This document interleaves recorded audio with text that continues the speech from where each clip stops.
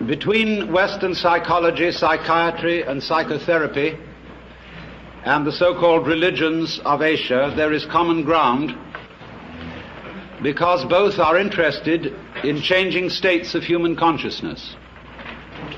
Whereas institutional Western religion, Christianity, Judaism, and even Islam, are relatively less interested in this matter.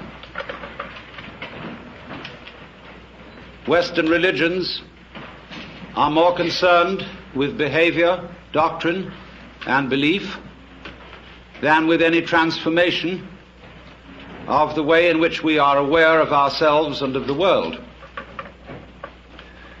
But this matter concerns psychiatry and psychology very much.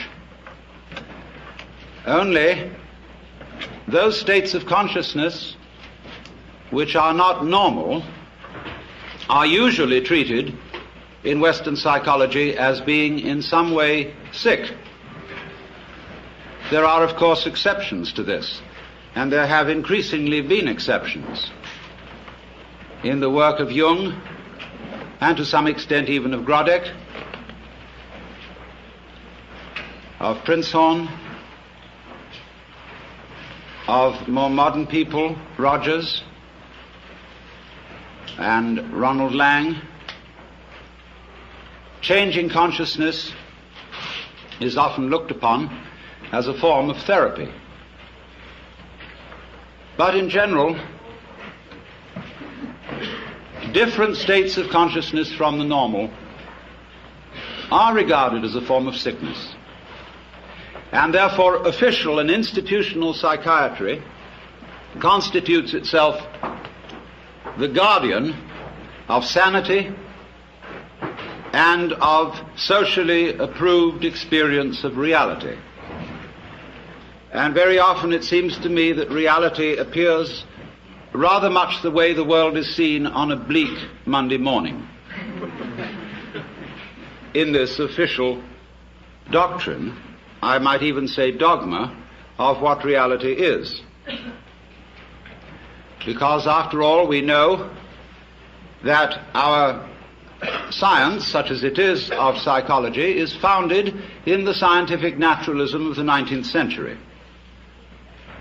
And the metaphysical and mythological assumptions of that science still underlie a great deal of psychological thinking, in behaviorism eminently, but also to a large extent in official psychoanalysis. Indeed, one might say that psychoanalysis is based on Newtonian mechanics and in fact could be called psychohydraulics. Not that that analogy is altogether inappropriate, because there are certainly respects in which our psychic life flows and exhibits the dynamics of water.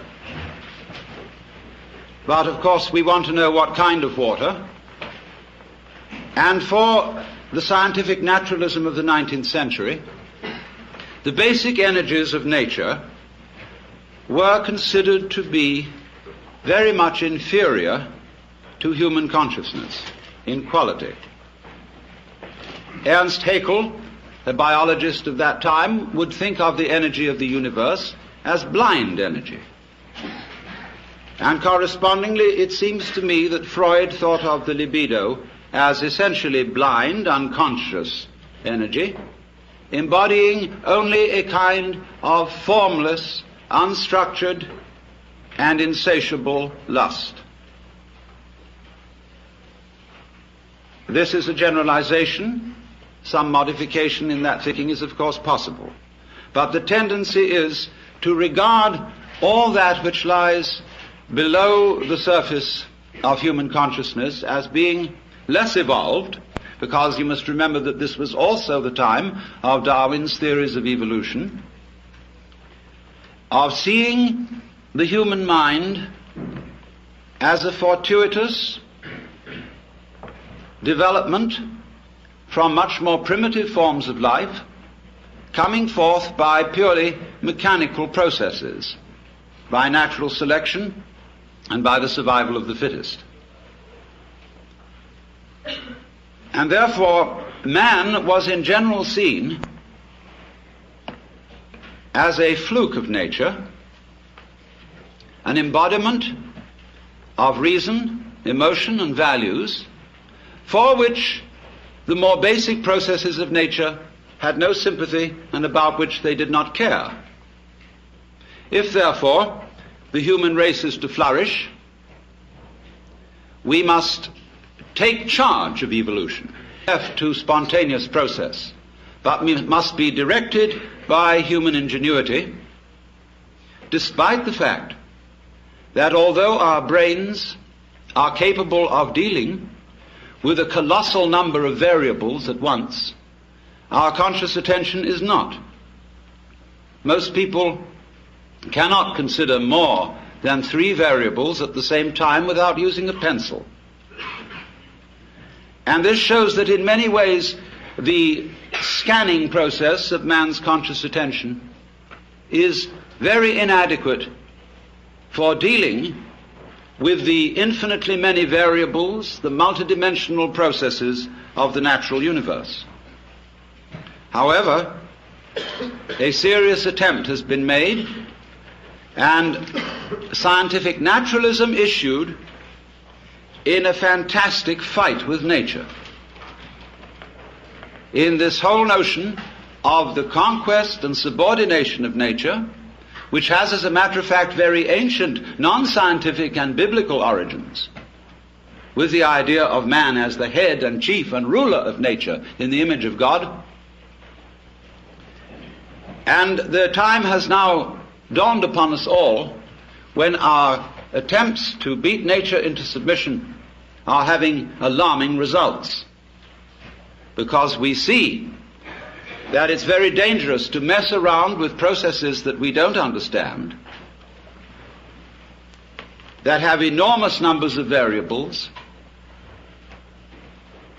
and we begin to wonder whether we hadn't better let well enough alone.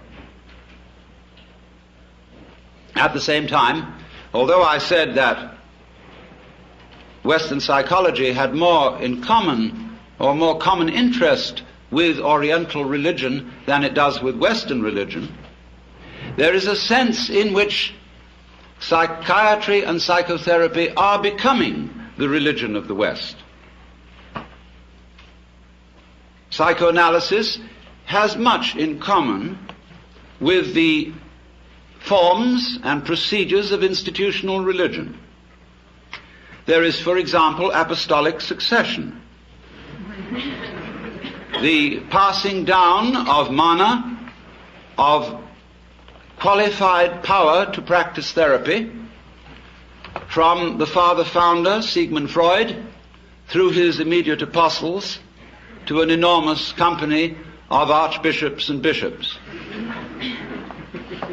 among whom there are, of course, as there were with Christianity, heresiarchs such as Jung and Grodek and Rank and Reich. And the heresiarchs are duly excommunicated and anathematized.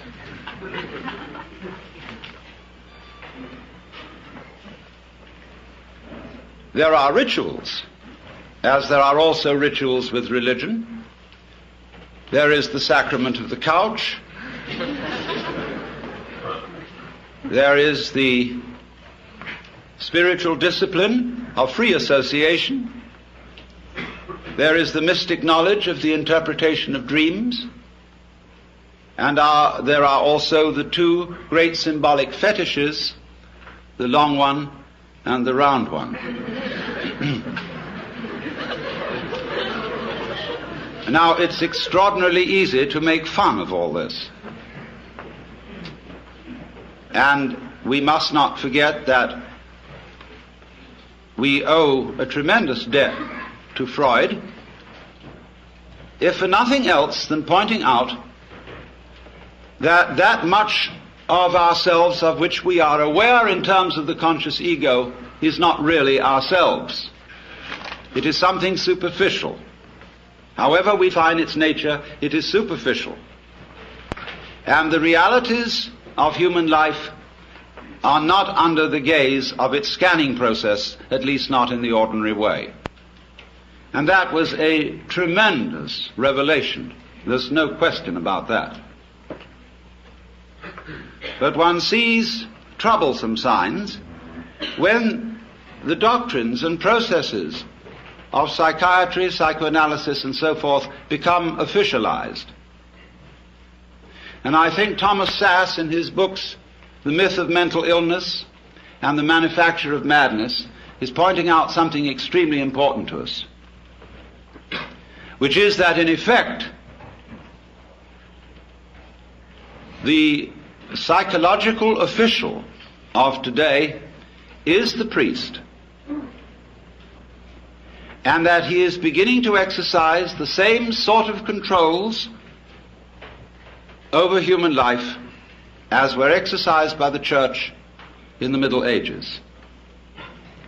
So that a professor of psychiatry at Columbia or Harvard or Yale medical schools has today the same sort of intellectual respectability and authority as the professor of theology at the University of Toledo or Padua would have had in the year 1400.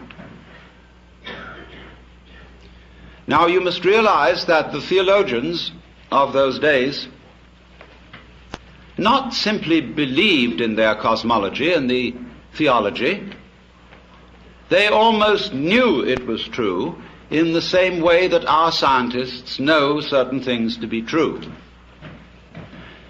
Despite the fact that they change their opinions very often, while they hold them, they have in effect the force of dogma, as witness the anathematization of Velikovsky for his uncomfortable ideas. And therefore, there are heresies existing today which are persecuted in the same way as heresies were persecuted by the Holy Inquisition. And they are persecuted out of kindness, in exactly the same way that the Holy Inquisition persecuted heresy out of kindness and deep concern for human beings. That is unimaginable to us, but it was so. For after all, if you seriously believed that someone who did not hold the Catholic faith and who voluntarily rejected it would be tortured physically and spiritually forever and ever and ever in hell, you would resort to almost any means to preserve a fellow human being from such a fate, especially if the complaint or disease of heresy from which he suffered was infectious. You would first of all reason with him. And if he was not responsive to reason, you would resort to abuse and to forceful argument. And if he was not responsive to that, you would give him shock treatment and bang him about. If that didn't work, the thumbscrew and the rack and the Iron Maiden. And if that didn't work, as a last desperate resort, you would burn him at the stake in the pious hope that in the midst of those searing fires he would think better and make a last act of perfect contrition, and so be rescued from everlasting damnation. And you did all this in the spirit of this is going to hurt me more than it's going to hurt you. In the spirit of a surgeon who is very, very sorry indeed that he has to make you undergo this extremely painful operation.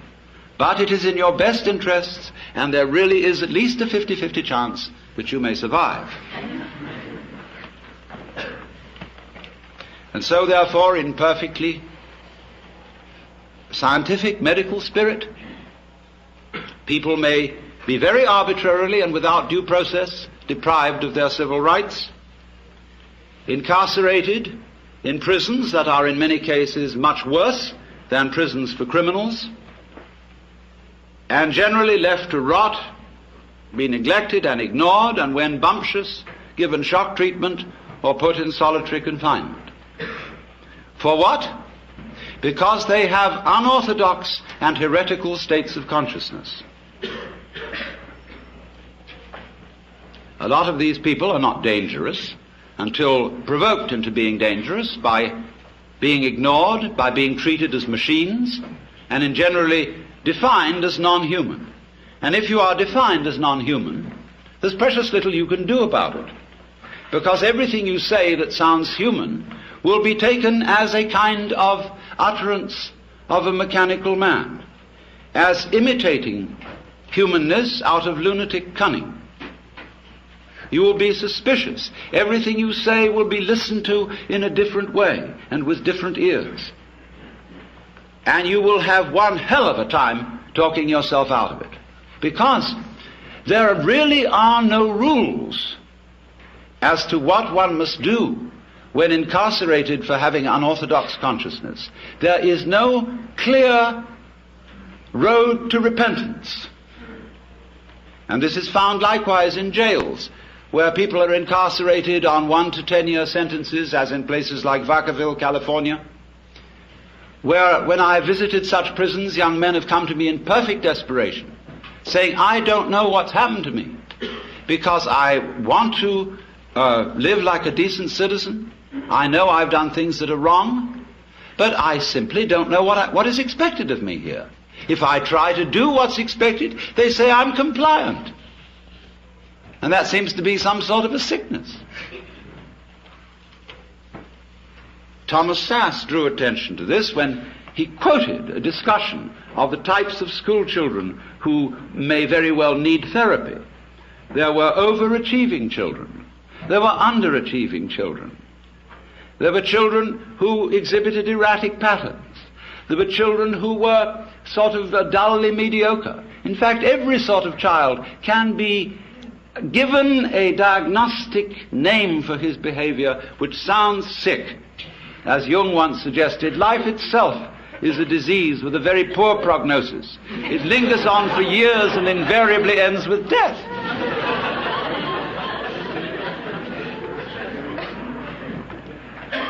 And I submit that in our present knowledge of the human mind, such power in the hands of psychiatrists is amazingly dangerous.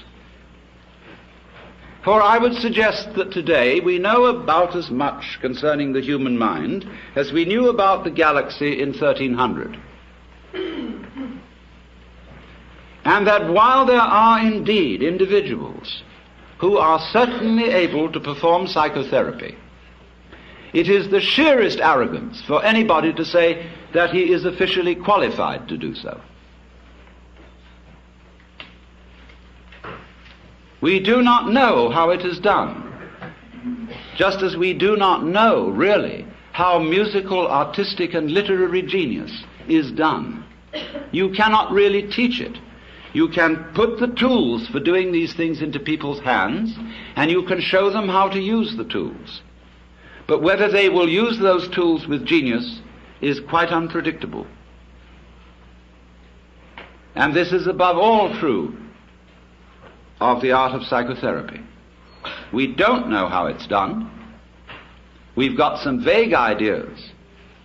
There probably are some people who, by reason of their mental derangement, are probably not qualified to perform it, because they are maybe out just to make other people into messes.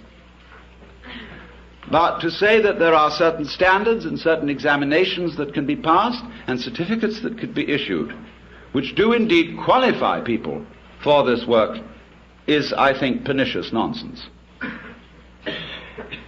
and is used, of course, out of economic self-interest when those who consider themselves official therapists run into competition. The same was done by religion. I was talking, imagine it, to a Buddhist priest in Thailand some years ago. I was looking at some books in a bookshop in the precincts of a Buddhist temple. And I was wandering over, and I noticed a book on a certain form of Buddhist meditation. And I murmured, Satipatthana, which is the name of a certain kind of Buddhist meditation. And a voice suddenly said to me, "You practice Satipatthana?" I looked up, and there was a skinny Buddhist monk in a yellow robe with rather red eyes looking at me. I said, "Not exactly Satipatthana. I use a different method. It's called Zen." "Oh, Satipatthana, not Zen." I said, "Oh, well, it's something like it, isn't it?" "No." "Well, it's rather like yoga," I said, "isn't it?" "Not yoga. No. Satipatthana different. Only right way." "Well, look," I said to him, "I have a lot of Roman Catholic friends who tell me that their way is the only right way. Who am I to believe? You know," I said, "you're like someone who's got a ferry boat for crossing the river." I used the Buddhist simile. "And another fellow down the stream has opened up ferry business. And you go to the government and say, he's not authorized to operate a ferry boat because he's competition to you. Let all operate ferry boats who will. And if you haven't got the sense to stay off one that sinks, it's your fault." And after all, I could say to him, "You believe that everything that happens to you is your own karma. So why worry?" But now, it's so interesting that since official psychiatry, and I underline that word official because I hope those of you in this audience who are therapists will regard yourselves as unofficial. At least that'll give you an out. But nevertheless, official psychiatry has curious things in common with Western religion as well as with Eastern. With Eastern, I said, only insofar as it has an interest in states of consciousness and inclines to regard other states of consciousness than the ordinary as sick.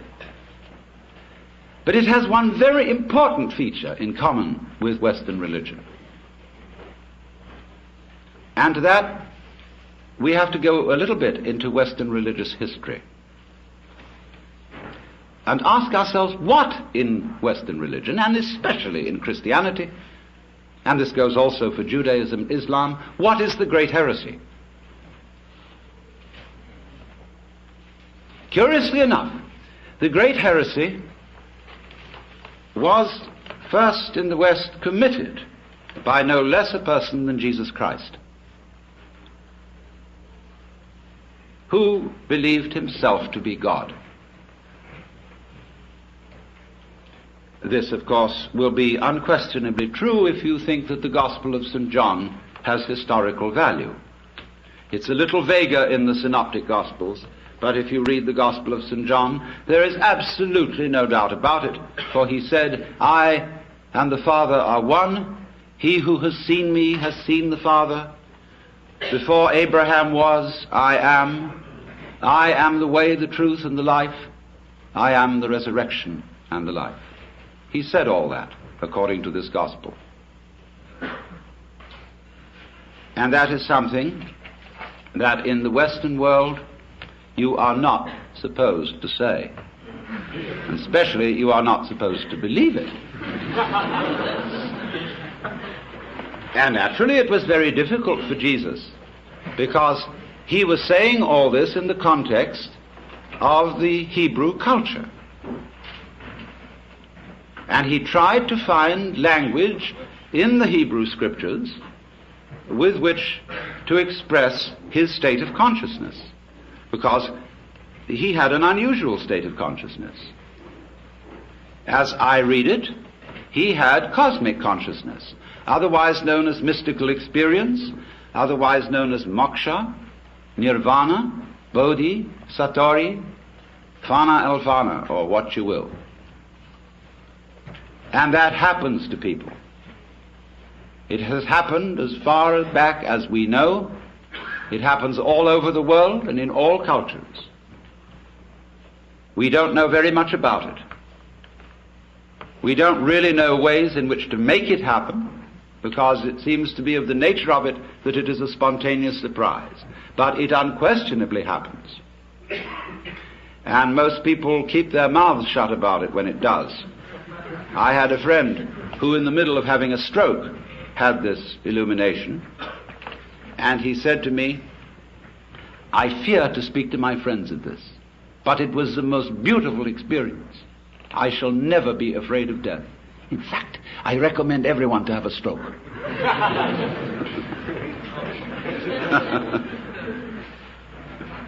This was my friend Jean Varda, lately deceased, a Greek painter. But Jesus certainly had this transformation of consciousness. And he was crucified for it. Why?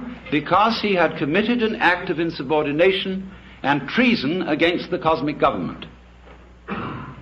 Because if you believe that God is a monarch, an absolute, omniscient, and omnipotent authority, shall we say a sort of cosmic ego,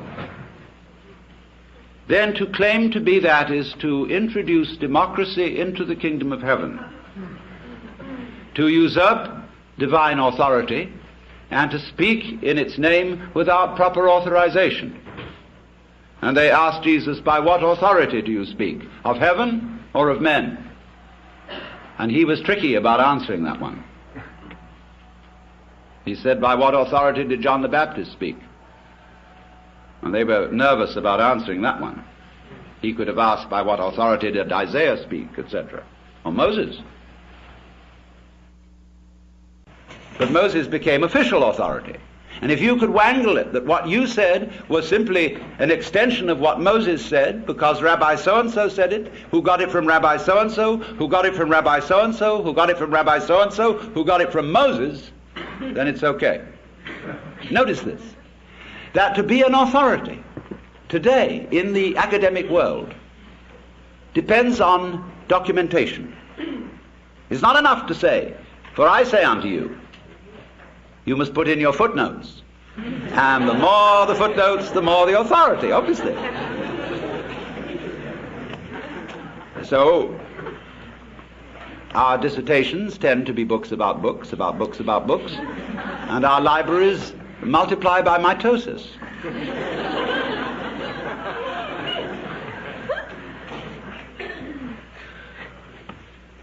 So, when somebody speaks as an authority, that means speaks as the author. That's all it means. It's a statement of which you are the author, and therefore for which you assume responsibility. That is to speak with authority. And to be original is likewise not to be freaky, but to speak from the origin. That is what Christians mean when they say to speak in the Spirit, to have your mouth possessed by the Holy Spirit, as they believe the mouth of Jesus was possessed by the Holy Spirit. So the gospel of Jesus, which of course was hushed up from its inception, was that wake up everybody and find out who you are. Asking that, again in the Gospel of St. John, they, pointing to his disciples, may be one, even as you, Father, and I are one. And when he was accused of blasphemy, the Jews took up stones to stone him, you know. And he said, many good works have I shown you from the Father, and from which of these do you stone me? And they said, for a good work we don't stone you, but for blasphemy, because you being a man make yourself God.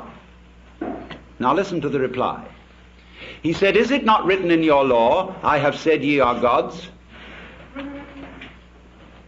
And if that is what the scripture says, it can't be denied. So why do you tell me I blaspheme because I say I am a son of God? No answer.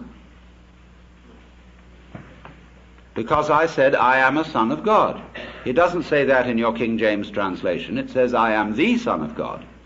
And you'll see the italicized, and you will think that that is for emphasis if you don't realize that passages in italics in the King James Bible are interpolations by the translators.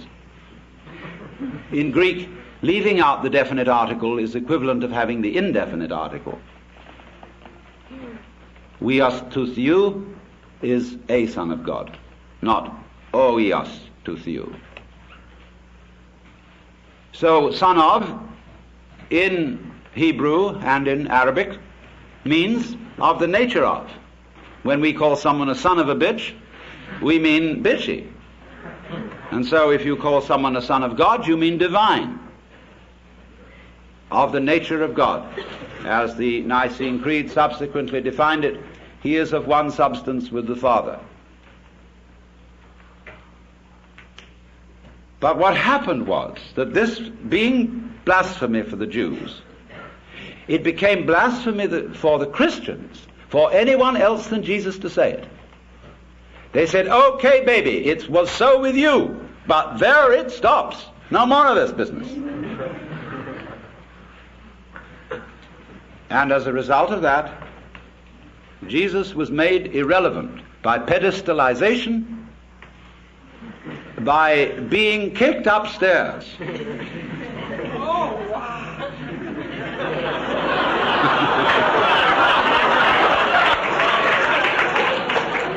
In spite of the fact that he said, greater works than these that I do shall you do. Oh no, upstairs with you, baby, because we just can't have that sort of thing going on in a monarchical universe. We are not going to have democracy in the kingdom of heaven. So, this is why the gospel is impossible, because we are supposed to follow the example of Christ, where he says, for example, be not anxious for the morrow. Do not worry about what you shall eat, what you shall drink, and what you shall wear.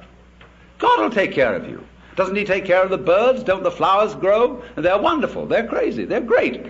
What are you worrying about? I've never heard a sermon preached on that. Never.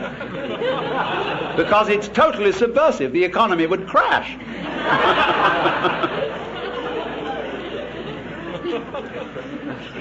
So they say, oh yes, that's all very well, but he was the boss's son. See, he had that colossal advantage. Take up your cross and follow him. Hey, but wait a minute. I don't know I'm going to be resurrected 3 days later. I can't do all those miracles. He had an unfair advantage. So how can you ask us to follow the example of Christ? But supposing he didn't have an unfair advantage, supposing that what was true about Jesus as a Son of God is true of us, only a few of us know it. And we are pretty careful to be quiet about it, lest the same thing happen to us as happened to Jesus. And indeed it often does. And you know, you get these people from Arkansas or Texas or anywhere in the Bible Belt who never heard of the Upanishads, and they have this cosmic consciousness experience, and they realize that that's what happened to Jesus. They say, I'm Jesus, come back. Well, everybody says to them, you aren't Jesus. It's pretty obvious you're not Jesus. You're just Joe Dogs. Well, he says that's what they said about Jesus. He has a perfect argument, except they say you're not much of a Jesus. They say, all right, if you're Jesus, command that these stones be made bread. And he says, a wicked and deceitful generation seeketh for a sign, and there shall no sign be given.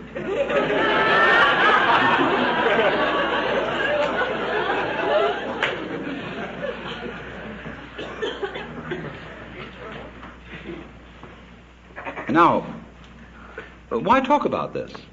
Is it interesting? Is it important for the human being to realize that in some sense of the word, whatever it means, he is God or one with God, as is plainly taught by the Hindus, hinted at by the Buddhists, only they don't like to put it out as a concept, in case people will use the concept as an idol to hang on to. They want you to find out for yourself and not believe in it. And certainly the Taoists understand it, the Sufis understand it, a lot of people understand it. But so what? Well, the importance of it is this, that to know that you are God is another way of saying that you feel completely with this universe. You feel profoundly rooted in it and connected with it. You feel, in other words, that the whole energy which expresses itself in the galaxies is intimate. It is not something to which you are a stranger, but it is that with which you, whatever that is, are intimately bound up. That in your seeing, your hearing, your talking, your thinking, your moving, you express that which it is which moves the sun and other stars. And if you don't know that, if you don't feel that, well, naturally you feel alien, you feel a stranger in the world, and if you feel a stranger, you feel hostile. And therefore, you start to bulldoze things about, to beat it up, and to try and make the world submit to your will, and you become a real troublemaker. So I feel also one reason why you become hostile is that feeling that you were just brought into this place, that your father and mother went up to some monkey business that they probably shouldn't have done, or it was bad rubber goods, and as a result of this, here you are, and you didn't ask to be here. Well, you always feel you can turn around and blame them. You can blame somebody. You can blame the government. You can blame the rascals. You can blame the cheaters. Always supposing you yourself aren't a rascal, which is long odds. You always can blame someone and say, I didn't ask for it. Take it away. And yet, very few people are all too ready to take it away. Camus said that the only serious philosophical problem is whether or not to commit suicide. And if you don't say take it away, what are you going to do? You've really got to assume responsibility for it. You've got to say yes to what happens. It's my karma. And that doesn't mean merely, there are many misinterpretations of the doctrine of karma. It's usually and popularly understood is that what happens to you, either fortunate or unfortunate, is the result of good or bad deeds in a previous life. Well, that's popular superstition. The real meaning of karma, the word in Sanskrit means simply doing. And if I say of an event it is your karma, it is saying it is your doing. So the exposition, a book which would expound karma, would be not so much a whodunit as a youdunit. But that seems fantastic. Now, therefore, what I propose we do is that we, instead of just ideologizing, we have a clinical experience. You know, in psychiatric school, in medical school, it's very usual for a doctor to bring a patient out in front of the students and talk with the patient.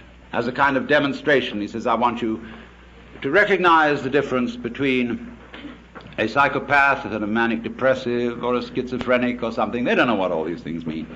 And especially the schizophrenia. And so he has a dialogue with the patient right there.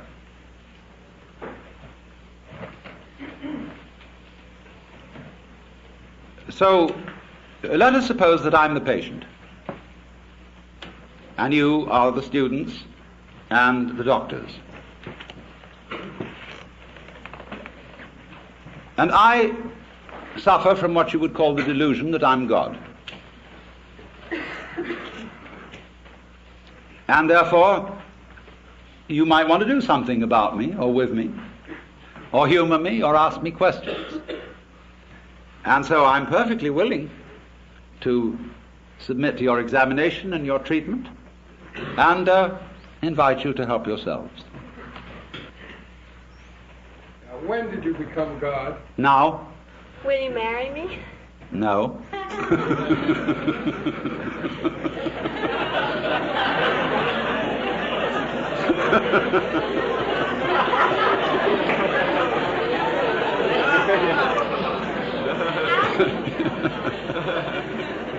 Yes. God, do you sleep on your stomach or your back? Sleeping is like politics. One sleeps on the right side And then when you're tired of that, you sleep on the left. When you're tired of that, you sleep on your back. And when you're tired of that, you sleep on your stomach. And it is thus that the world goes round.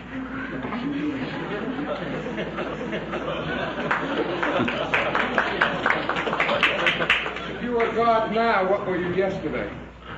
Now, How do you become God? you don't become God. Am I also God? Yes.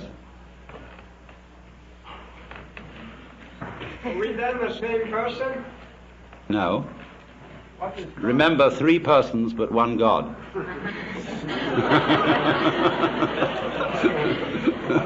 God, could you tell us a little about Satan? Could I tell you a little bit about Satan? Yes. Although the matter is a little esoteric, but I told you all about it in the book of Job, where you will see that in the court of heaven, Satan is the district attorney. He is not, as Christians imagine, the enemy of heaven and the enemy of mankind. He's merely the person who sees the bad side of things and carries out the dirty work. And therefore, he saw Job and wondered whether Job really was as great a guy as he seemed to be, and suggested that God should appoint a committee of investigation to find out. And the committee did its work very thoroughly, but the case went against Satan, because it was proved in the end that Job was an honorable man. Now you notice that although we pay the salary of the district attorney, whenever there's a great criminal case before the public eye, people begin to take the side of the underdog. And the prosecutor always has less public sympathy than the defense, except in political trials. On the right hand of God, and you know the defense is always on the right hand of the judge in court, is our only mediator and advocate, which is the phrase referring to Jesus Christ our Lord. So there is the defense and there is the prosecution. And it is the function of Satan to be the prosecutor. There is a good deal more to it than that, because before all this started, as in a stage play, there was an arrangement in the green room before coming on stage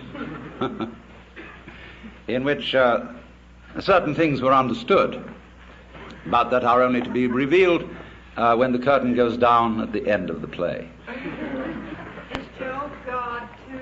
Yes, but he doesn't know it. God, why do you hide from the sight of so many? Why do you hide? It's for the same reason you're hiding. God, did you create man Yes. as a God? Who else? Man free will. What? Man free will. Man has free will to the extent that he knows who he is. Not otherwise. Where did he get free will from? Where I got it from. How did you become aware? Does woman have free will too? Yes.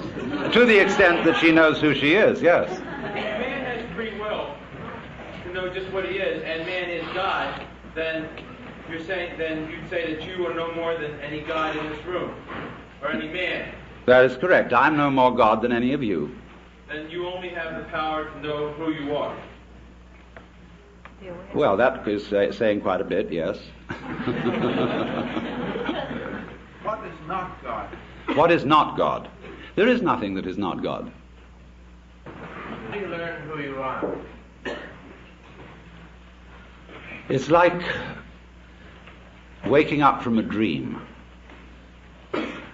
After a while, one's experience begins to have what I would call a haven't we been here before feeling. Going round and round and round. And then you begin wondering, where am I going?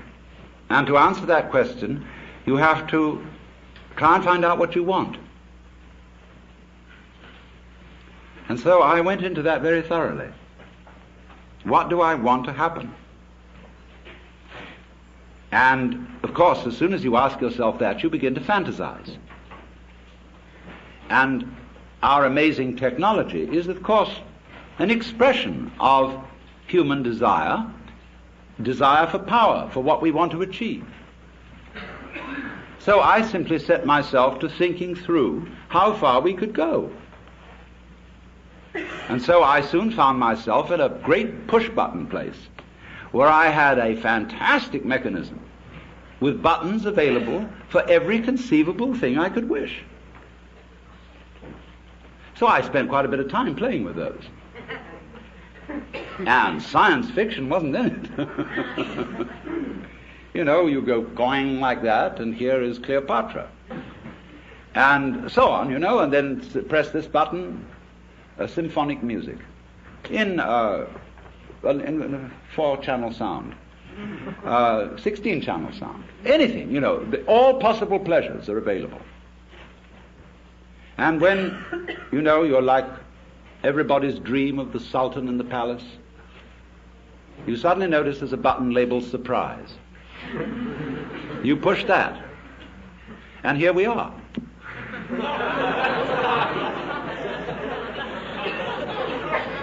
Is boredom a problem? Yes, boredom is, of course, the problem. Boredom is the other side of creativity. And the energy of creation has as that is the yang, the yin side of that energy is called boredom. Everything, of course, is fundamentally yang and yin. If you understand that, you really don't need to understand anything else. As God, what responsibility do you feel to ameliorate evil in the world? As God, what responsibility do I feel to ameliorate evil in the world? I begin with the point that I am responsible for the way the world is.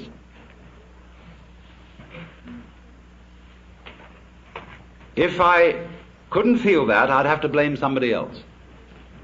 I'm not willing to do that, because I know that under various changing circumstances it might be appropriate for me to be as big a rascal as rascals have been. Now, as to improving the world is always improving. It may look to some people slow, but it's improving even when it is declining, because the world works in an undulatory process, like a wave. It goes up and it goes down, it goes up and it goes down. And it couldn't go up all the time, because if it did, we wouldn't know that that was up. So it goes down some of the time so that we can know when it goes up, because if we didn't know when it went up, it would be like being in a space where everything was light.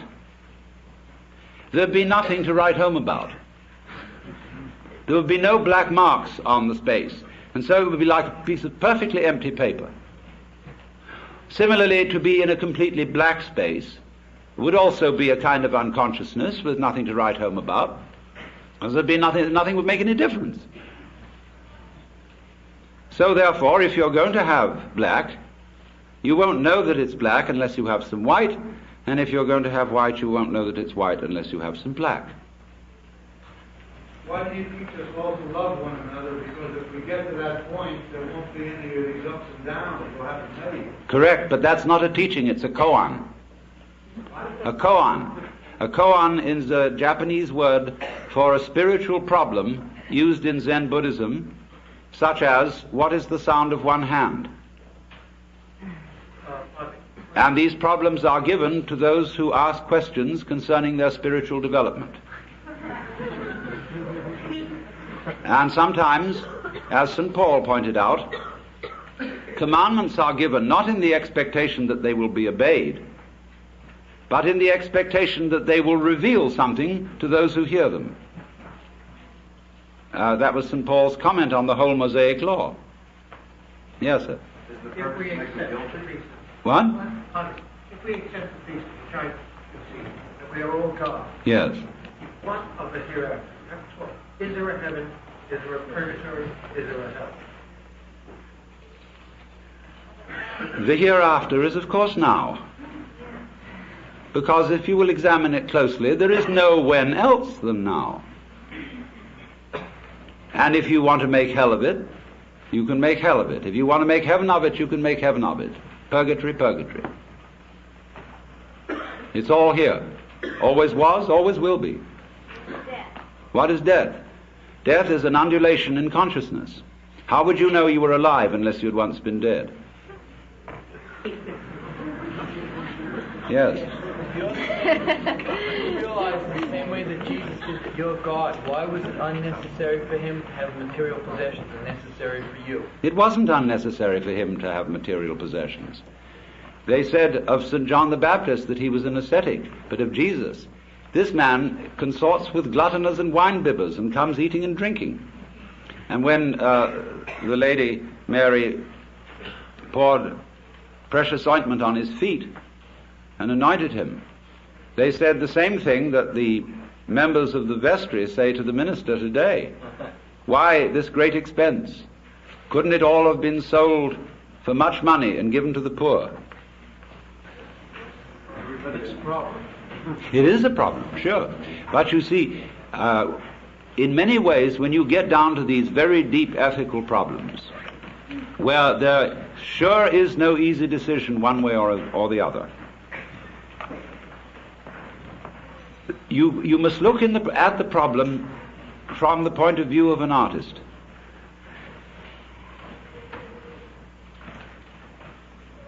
Which way of doing this is in some sense greater? It may be better to go off with a bang than with a whimper.